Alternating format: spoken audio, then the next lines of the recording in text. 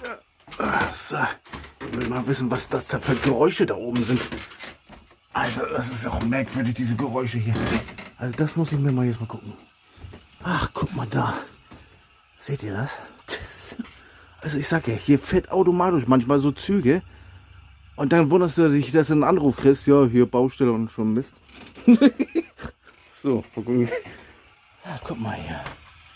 Eine V221. Schönes Modell. Entschuldigung.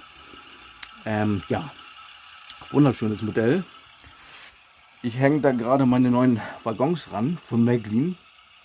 Einmal mit den Halbspeisewagen hier. Mit dem Original. Ich bin ja mit dem Original schon gefahren. Auch mit dem da, der war auch dran. Und jetzt kommt der letzte dran noch dran. Ja, das waren die 3 Waggons. Bin ich ja schon mal mit dem im Original gefahren nach Puttgarten. So. Ja, zwar war dann eine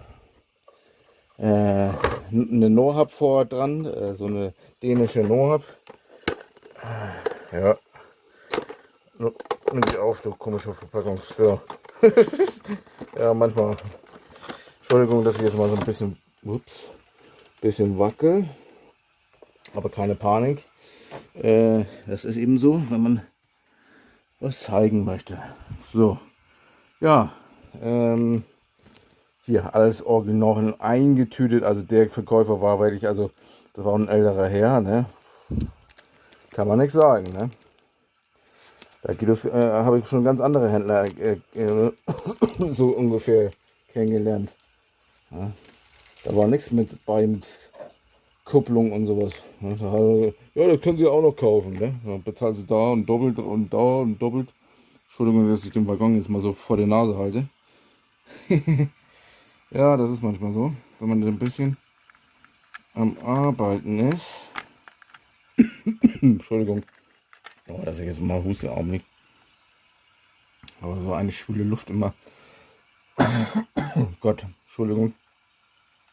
Ja, man sollte mal öfters was trinken, aber ich habe doch eben gerade was getrunken. Kann doch nicht immer ständig was trinken. So. Ah. Gut, der nächste Waggon.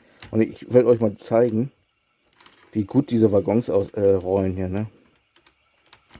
Märklin-Waggons. Das muss man sich erstmal, ja, wie leichtgängig die sind. Pass auf.